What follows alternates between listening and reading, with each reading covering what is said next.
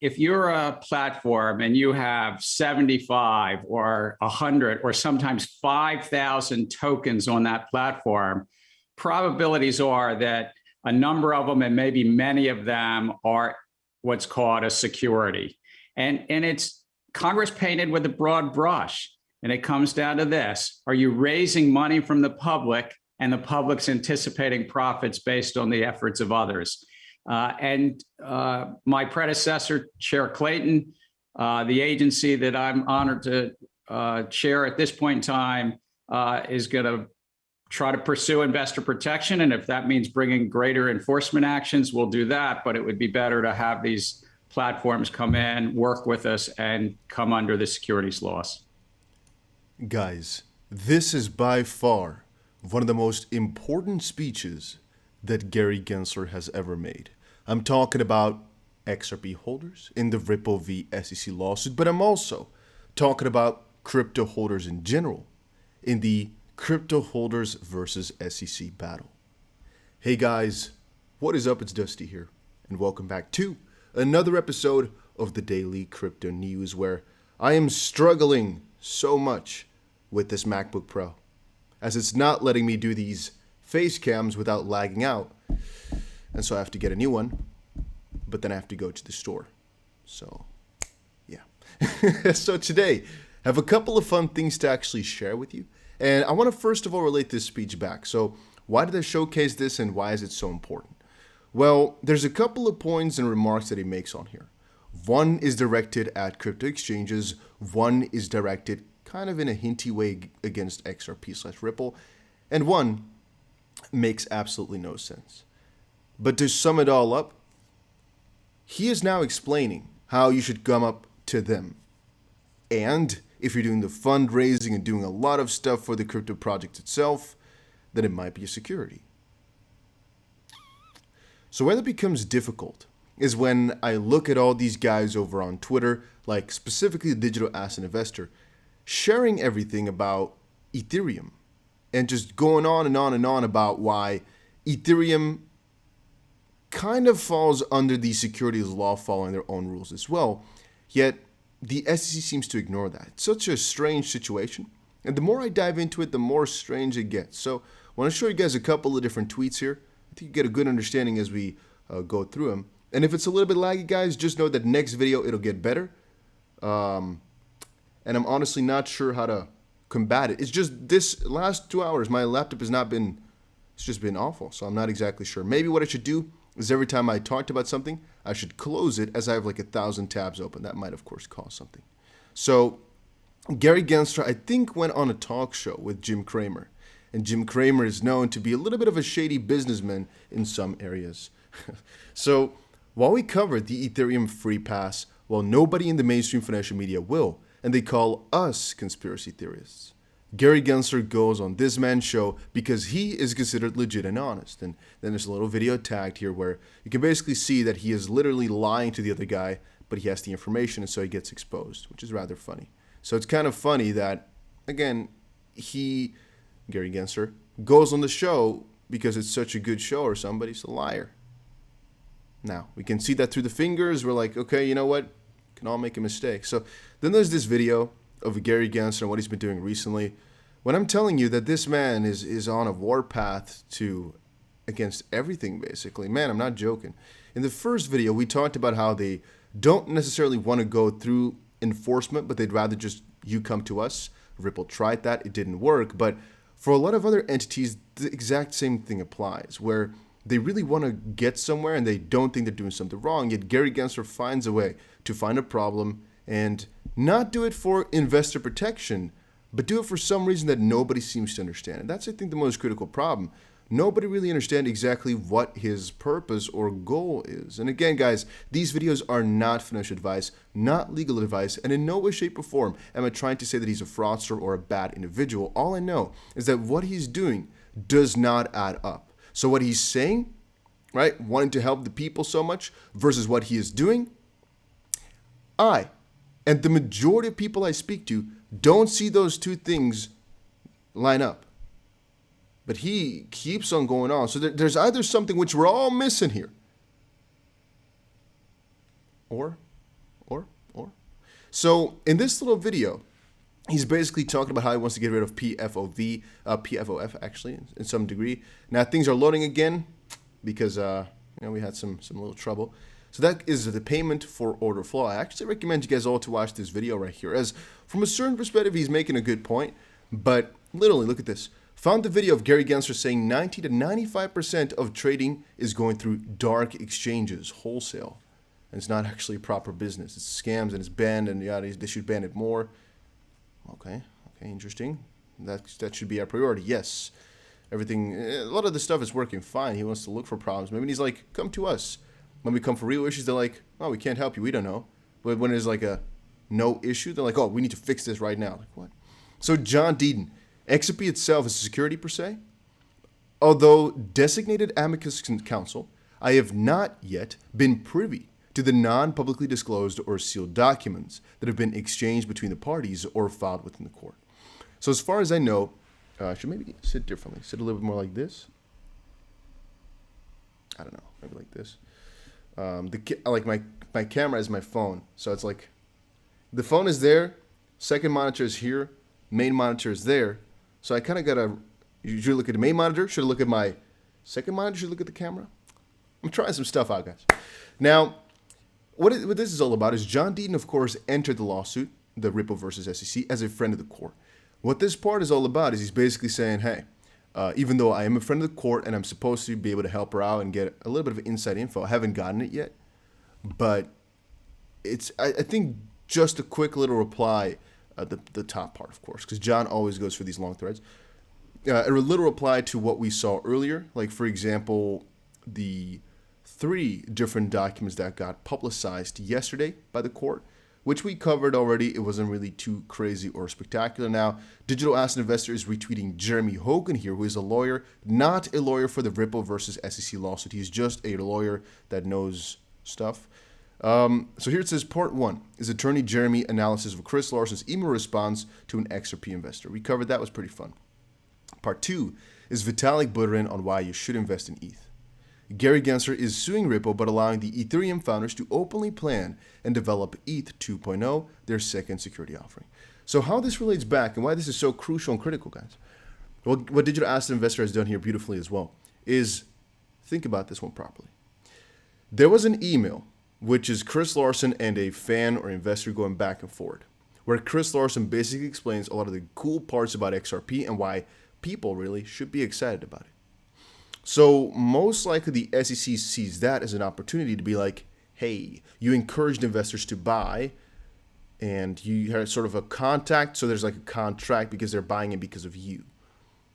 But again, we relate it back to ETH and say, well, if that's the case, then when we look at all those Ethereum documents, doesn't it make a lot of sense then if Ether is going for ETH 2.0 and they're literally encouraging people in every way, shape, or form, and we look back at the securities offering, the token offering that they've done before, terminology, doesn't make sense for that to be completely excluded. Or at least, guys, don't get me wrong. I find it fine that ETH and XRP are non-securities. But what I don't find fine is that there's not a single rule book or a line. Right now, as I said before, Gary Gensler has come to us, but Ripple tried. I think a lot of others have tried. People are trying to ask questions, but they don't give the proper answers. Like, one crucial question would be, okay, in this lawsuit, why don't you give all your documents open and out there? A couple of guys over on Twitter have been sharing like, look at this, right? Look at this. A couple of guys like Tiger have been sharing. I know what it says, but let's quickly wait for the tweet to load. Oh, man. Okay, you know what? If I have time tomorrow, I'm going to pick up a new laptop tomorrow if it's there. If it's in the Apple Store, guys, I'm picking up a new laptop tomorrow. If they don't have it, then I'm just going to order it tomorrow. But I think it takes like 6 weeks or so, 4 weeks here in Dubai to get it to my house, which is why I was like, ooh, I'll wait. Because I don't know. I was a little bit of wishful thinking that if I just wait, then it would all of a sudden be earlier.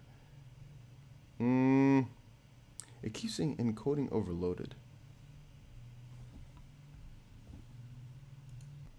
Okay, I decided to quickly, hopefully, load these articles in so there would be a little bit less lag. If John Deaton was able to obtain Grundfesta's letter to Jay Clayton, which disclosed his concern that suing Ripple was a threat to national security, one of the worst things possible, in my opinion. Just imagine what is in the documents that they refuse to hand over. Ooh.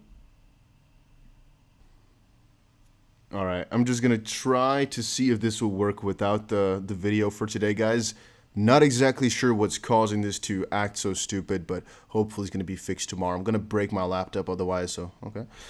So the reason this is so important and so crucial is because this draws a little contrast to the fact that the SEC should go for an open policy. We don't know what they're hiding, but there's literally such crucial information within what they have for how crypto should be determined. And the most confusing part about everything is you want us to come to you, but when we come to you, you won't give anything. And then to add on top of that, when we do come to you, like Coinbase, for example, has done with their whole lend idea, you might actually come at us with full force, with a full subpoena and whatnot. If you guys don't remember, Coinbase went to them to ask a couple of questions, and they went in a full investigation. It was really bad. And Ripple tried it as well, kind of. And so forth and so on. It's not as if they are inviting you with open arms. Well, they are officially saying they are, but then in reality they're not.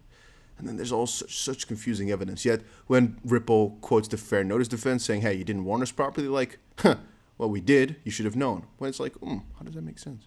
So again, the fun contrast here, we described it just now, but it's about the fact that Gary Gensler is suing Ripple, but allowing the ETH founders to openly plan and develop ETH 2.0, which basically is, I don't want to call it another security offering, but I want to call it, this is like a confirmation for a second part, which is that as it currently stands, there's almost no way, shape, or form to say that ETH was finalized in ETH 1, because obviously they wanted to go to 2 from almost the get-go.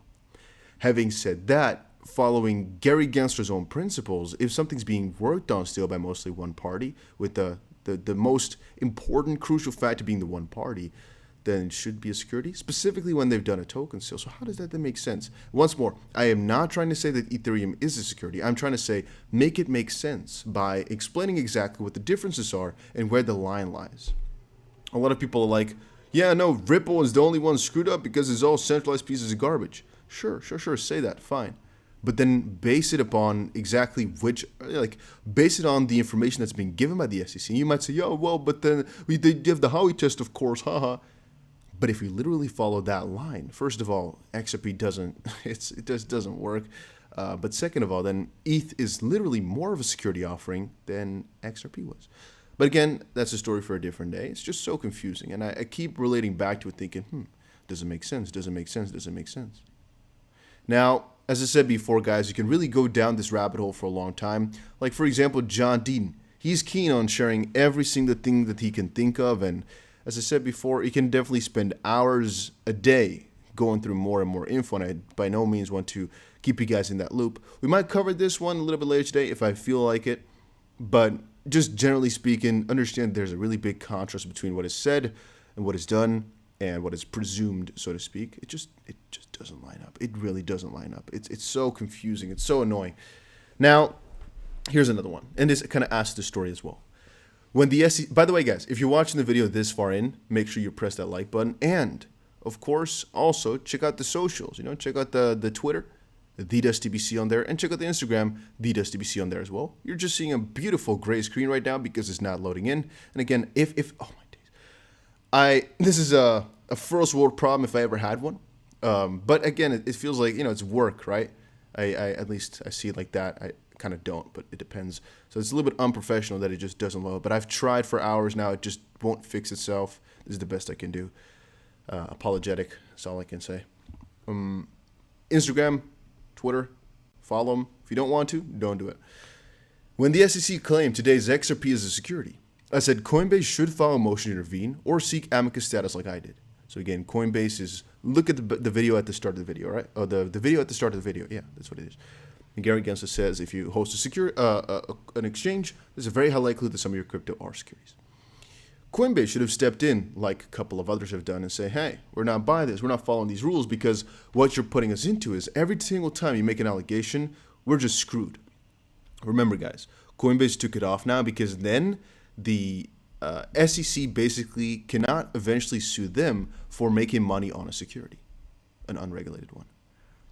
The reason it doesn't make sense either is because this is just an allegation, and we've seen before in court. I've proven this a couple of times, guys, that in the Tetragon v. Ripple case, Tetragon is an investor in Ripple. They basically wanted to get out of this, of their investment into Ripple ASAP, but the judge wouldn't let them because as of this point, what was in the contract was that Tetragon could get basically a buyback if XP turned out to be a security.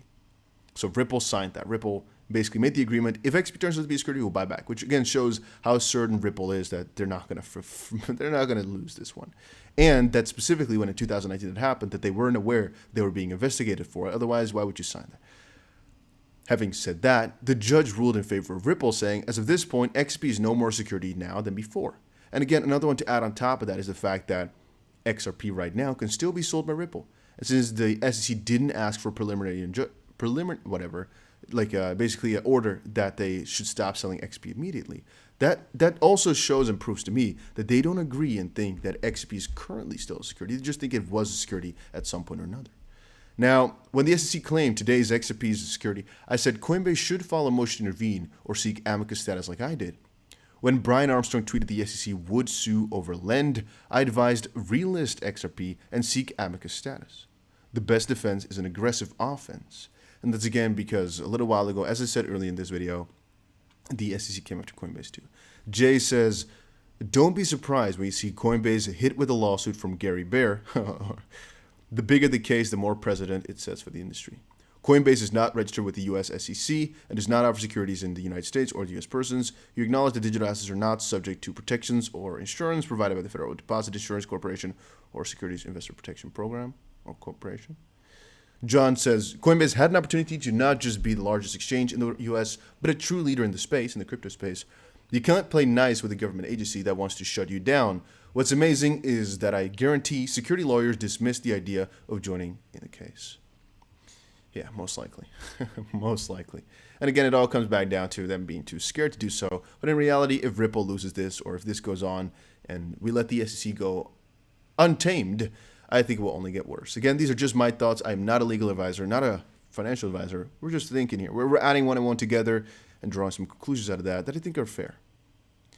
Congress introduces a radical crypto bill to unleash innovation as the price of Bitcoin and Ethereum suddenly soar. One thing I got to kind of slip in here as well, together with my last couple of sentences here, is the fact that a crypto bill will come. As it currently stands, it looks as if the crypto bill that's going to flow in will at first glance be quite negative, but will most likely be mitigated with the additional crypto bills that are filed per state in the U.S. The major crypto bills, however, look to be very negative and kind of sneakily put in because the major regulators don't care. However, we've noticed quite a significant amount of senators, for example, they're dabbling into crypto as well, and a couple of people, like Hester Peirce from the SEC, also commissioner, they do like it. I think if you really if you were to actually really draw it out, how many people like crypto, I think it's mostly 70 plus of age, very small percent. But anything under that, the majority, I think, would actually say, yeah, there's some potential in that. There's almost no non-billionaire that is going to say, no, this is completely stupid, it's a complete scam. If they're younger, I would say. I talked to a couple, right? But they just don't know it. They just have no idea. I'm talking about a person who's looked into it and just looks at it and says, what do you think about it? You know, if you've actually understood it. I don't think I really hear that many. Some people just don't like it, but it's mostly because they don't like what they don't understand. That's what I hear most of the time. I don't hear that often. No, I understand it fully, but I just don't think it's going to work. Or I just think it's a really big scam or this or that. No, never really hear that. And I think a lot of these regulators are also fair in basically buying it themselves or going for it themselves or trying to get better rules in, because at the end of the day, you can try to halt it like we've seen in China or something like that. At the end of the day, it cannot work. So once more, the SEC sometimes takes different sides. Here, for example, it says they've invited comments on Grayscale's Bitcoin ETF. At the end of the day, what would they need the comments for? They know, and they're not stupid, guys. The SEC is not an organization that's been started yesterday.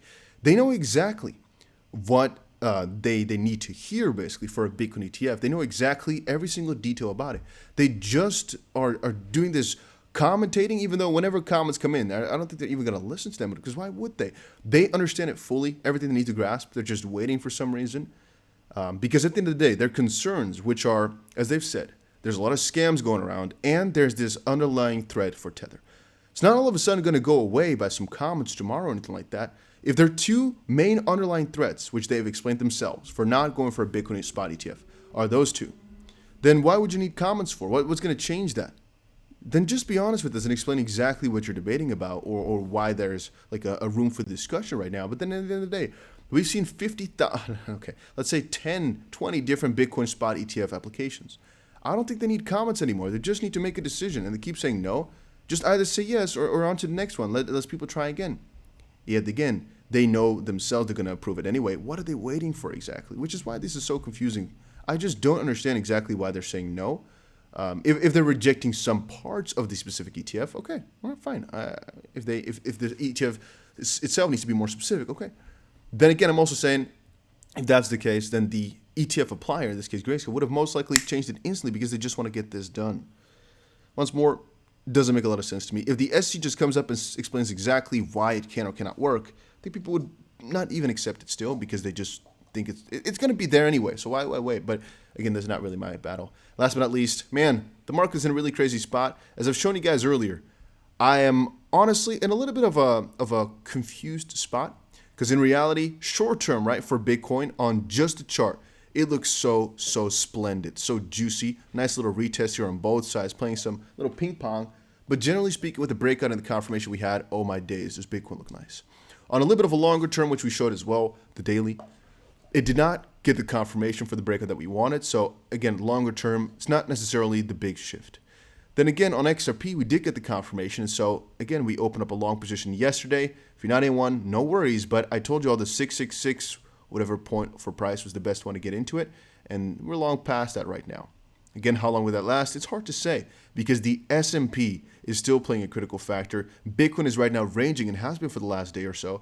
And obviously, we're waiting for one big pump or dump towards a certain direction. Let's quickly actually take a little bit of a look at Bybit here because I did tell you guys that we were going to see a breakout towards either direction here. And I haven't loaded it up since. I haven't actually taken a look at it anymore. This video, by the way, is 2 minutes long.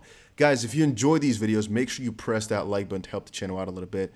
And if you're wondering as well, sometimes you'll see a couple of trades on here. Sometimes you'll see no trades. It's because I have more than one Bybit account. Why? Because, all right, one is the one I usually show you. I have a lot of them, which you can also make sub-accounts, by the way. The reason I do that is mostly because I want to showcase some stuff to you guys, and I'm keeping my own trades private. Why?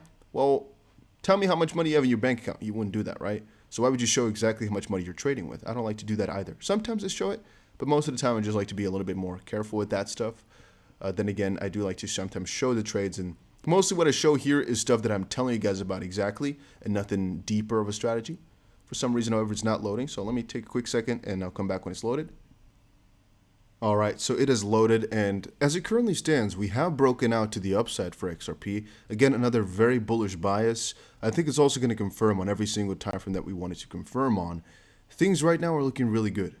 If we're talking about XRP on its own, things are looking really good, which again makes the whole situation quite confusing. As Bitcoin is not in the most bearish position it could be at, XRP kind of is. It might show that XRP is undervalued right now. Then again, I'm also being critical and logical when saying there's a small probability that XRP is going to pop off and do crazy when Bitcoin actually gets a drastic fall, which is why it's so strange and confusing. But right now, I am biased towards going long on XRP, staying neutral on Bitcoin, and fun fact, guys, Binance sent out an email earlier today. You know what they said? They said exactly the strategy I described on the channel here. If you're watching this far, comment down below, yeah, bro, I'm still watching. Comment, or yeah, I'm still watching. Comment that down below. You know what I told you guys? The reason I opened a short on Bitcoin is as a hedge. You know what Binance just put out to all their followers? I put this up a week ago. Is a lot of people put up shorts as a hedge. And sometimes it's a smart idea to put up a short as a hedge or something like that. I don't remember the exact email. They just sent that to my email like 5 hours ago. I'm telling you guys this a couple days before Binance tells you. You understand? It's not as if a lot of people call me crazy for that, saying, why are you going short? You should long, bro, stupid. It's not a small-minded tactic here. It is to protect your capital. Think about it from a broader perspective. Don't think about it like a doofus here. Think about it properly. If you are going to make, let's say, tens of thousands of dollars if the price goes up, but you're going to lose more, like crazy amounts if it goes down, you're protecting against all the downside risk by going short at any point, because the more it goes up, the more money that you're making, and so it's going to even out basically. Just don't do it with too crazy of a leverage, but again, having a short position open is keeping you safe. How crazy it sounds, not financial advice, but I think logical, critical thinking is going to get you to the same conclusion. So yeah, as at this point, we're biased towards the upside. I'm telling you guys that. Have a nice day, everybody, and hopefully you did enjoy the video, even though it was a little bit laggy.